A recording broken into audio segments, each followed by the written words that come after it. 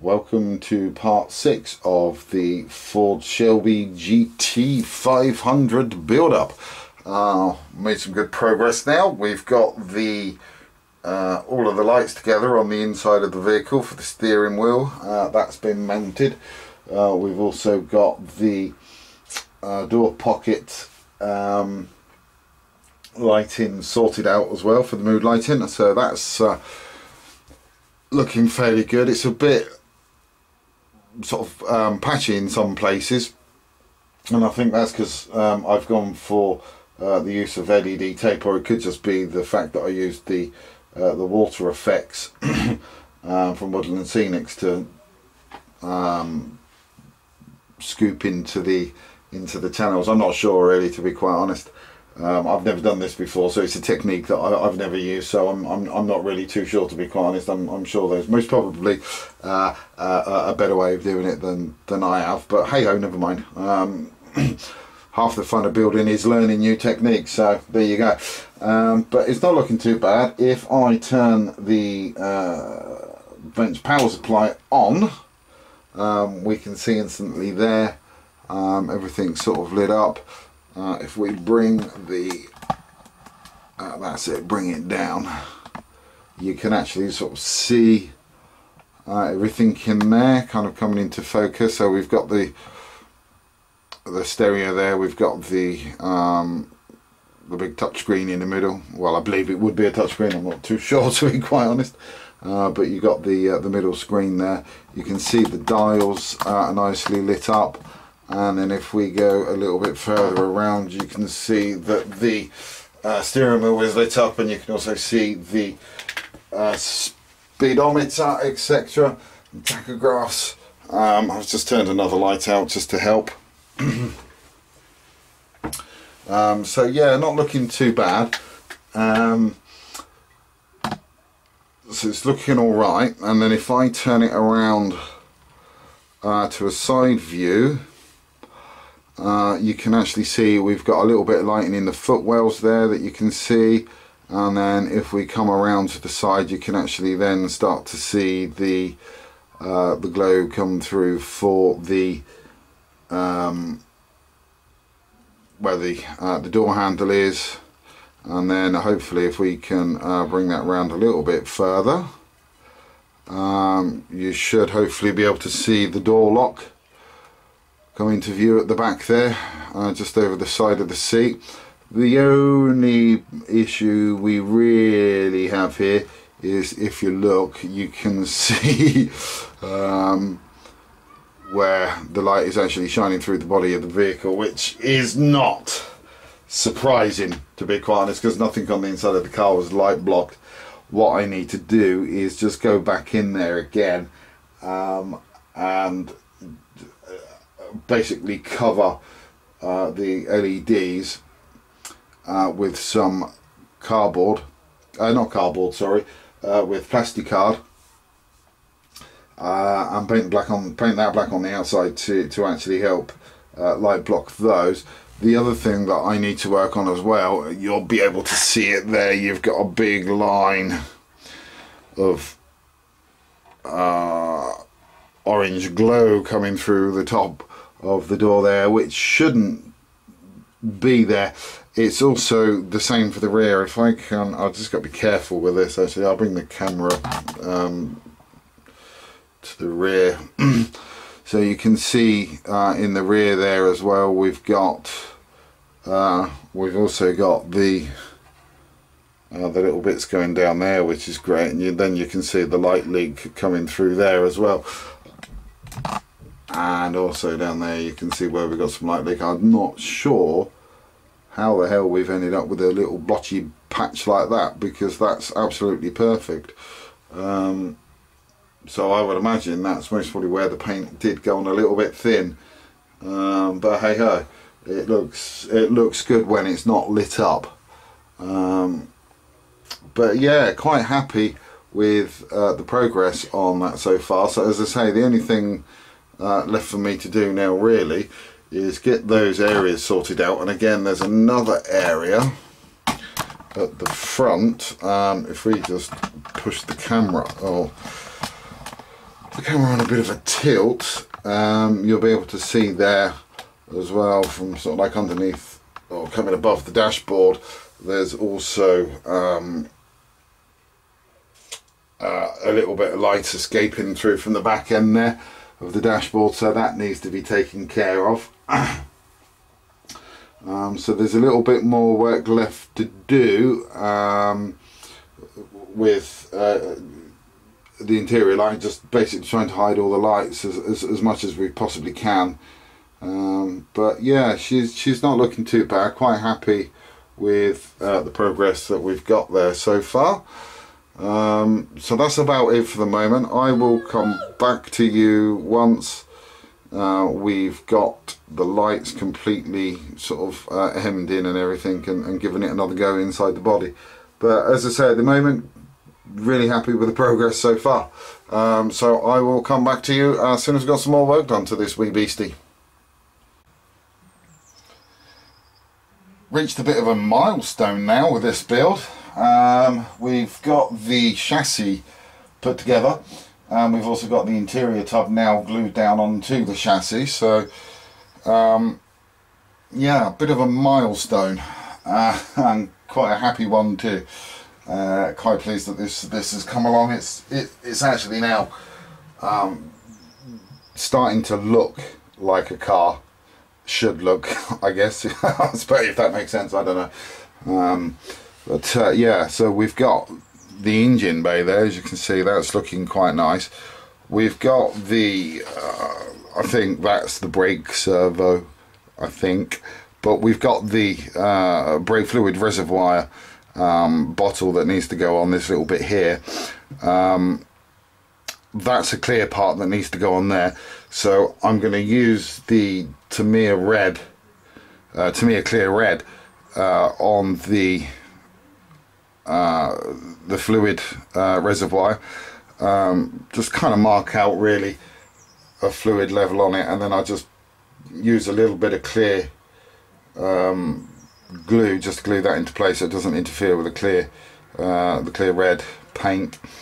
But yeah, she's starting to look pretty good. The only thing that's left to do really still is get the gear stick in on the inside, and that's about it. But that's going to be one of the kind of last jobs I do, I think, before I stick it on.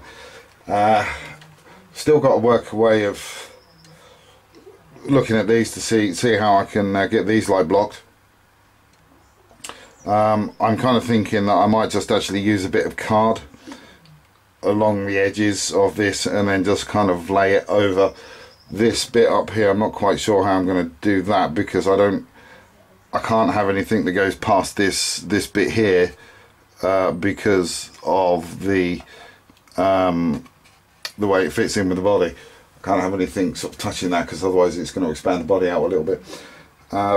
So I just need to sort of think a little bit more about how I'm going to do that. We've got the chip foose wheels on that were from the Camaro build. If you can remember, we swapped the wheels out there. Now these are two different sized wheels actually, which is a bit weird. We've got 20s on the front, 20s on the back, and then we've got 19s on the front. I think Chip Foose was kind of quite well known for doing that kind of thing. Don't know why, but yeah, that's what he did. And the underside, if we can turn it over, that's what she looks like from the underside. Quite happy with that really. One of the things that I did do, if we take this front wheel here, I used the Hemi Orange Red just on the inside of the wheels, rather than actually using the Molotov chrome paint on those. I just thought it'd look quite good. I didn't want to do the pearlescent effect on them either, but I just thought it looked quite good just having the Hemi Orange on the inside. You can kind of see it slightly through the spokes as well. I think it actually looks quite good. It's just a little idea that I had at the time, and I think it looks quite nice with the outer part chrome and the inner part in the hemi-orange red, and then you've also got the brake calipers in there as well that are the gloss metallic as well, which is a mixture of the pearlescent orange and the pearlescent white. And I think that looks quite good. So that's kind of this bit of the build finished. Next bit really for me to do is get the front and rear aprons done on the body in black, and also the little side skirts as well, get those done on black, and also the little triangle bits where the wing mirrors fit into, get those done in black as well. Once that's done, it's just then a case of really assembling all the little bits that go in, like the grills and stuff like that. And then I've also got to do the lights as well, the headlights, the fog light, or the fog lights, and also the front fog lights, and also all of the rear lights as well that need to be done as well. Not quite sure how I'm going to do the rear lights just yet, to be fair. I'm not sure whether I'm just going to use the tiny red SMDs that I've got, or whether I'm going to use the normal SMDs that I've got, or the white SMD, should I say, really, and just let them shine through, because the actual outer casing for the brake lights are in clear red anyway, so I don't know whether I should use the red brake lights or not, or sorry, the red SMDs, or just the white ones. I guess I just make up my mind. I just need to also check a couple of reference points on that as well, to make sure where I, for the correct placing of the lights on that as well. I'm losing my words at the moment. I'm having one of those days where I'm having trouble speaking.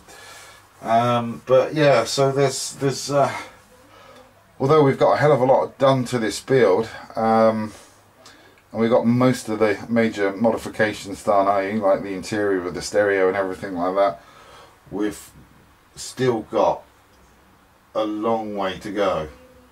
Doesn't seem like it, but yeah, there's still quite a long way to go on this. But yeah, so far really happy with the progress on this, actually. Apart from the little buttons on the steering wheel, I mean, they're okay, but they're not fantastic. I think if I was to ever do a steering wheel again like that, I think what I might do sorry, excuse me, is to try and make a mould of the steering wheel, so I can actually do it in clear resin, so I can actually sort of try and light it up that way. I think that would be a little bit easier.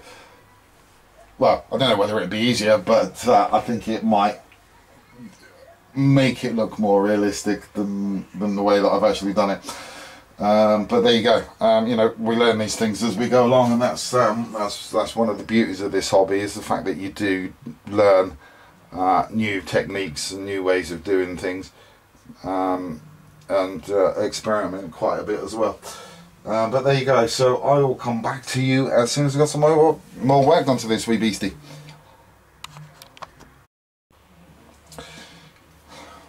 Well, everything was going really, really well on this build until I started doing the work on the valance, the black valances, and then we hit a bit of a major snag, and I'm not happy at all, really. Things just aren't really going that well for me on this build. If we look at the front there, you can see just there where I've done the masking, it's actually pulled all the paint up right to the primer, and I'm not sure whether you're going to see it actually or not, but it's all around the side there. It's actually pulled up the 2K glass clear coat, pulled it right off, which is a bit sad really, and it's also done it sort of like on the edge over there as well, and also on the back end it's created a bit of a mess as well. It's actually lifted the clear gloss right up on that edge. I'm not sure whether you can actually see that or not there, but that's been pulled up there.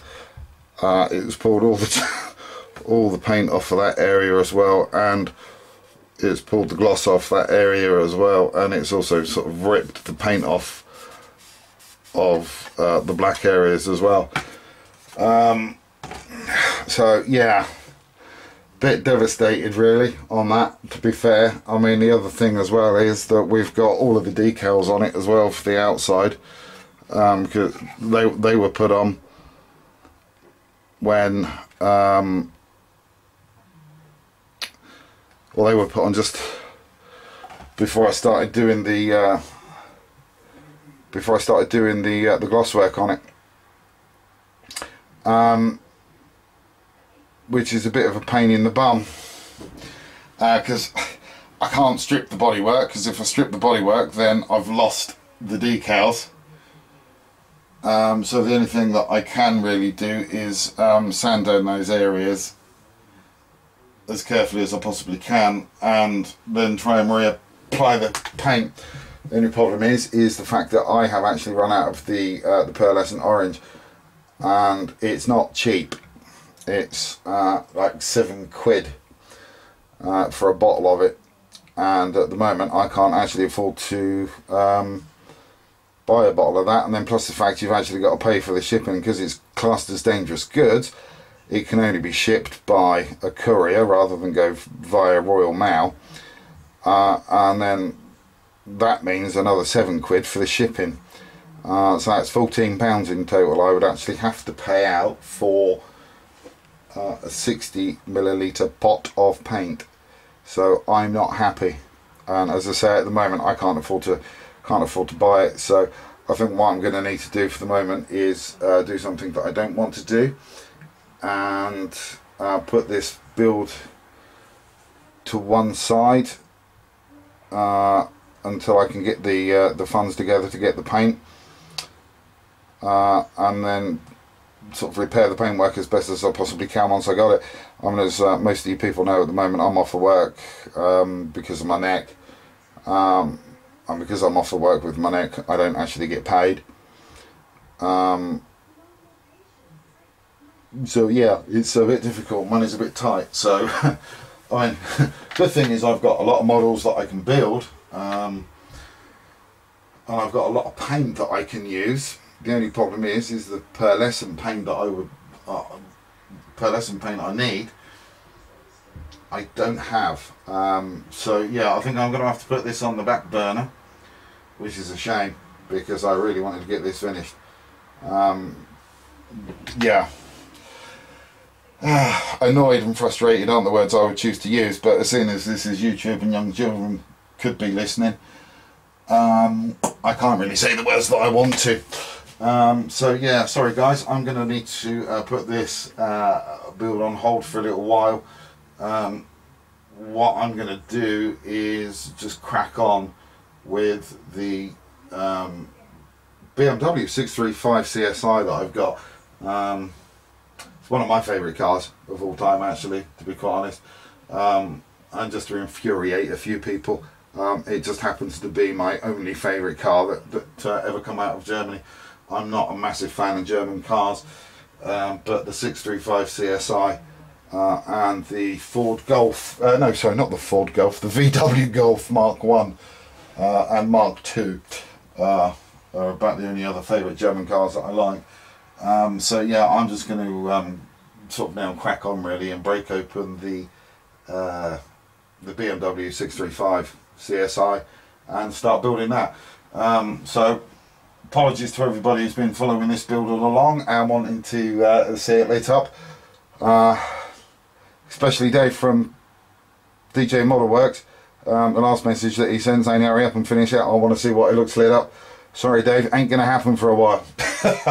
But these things happen. So I will come back to you with this as soon as I got the paint. But I will see you on part 1 of the BMW 635 CSI build-up. So until then, thanks for watching, and please do take care.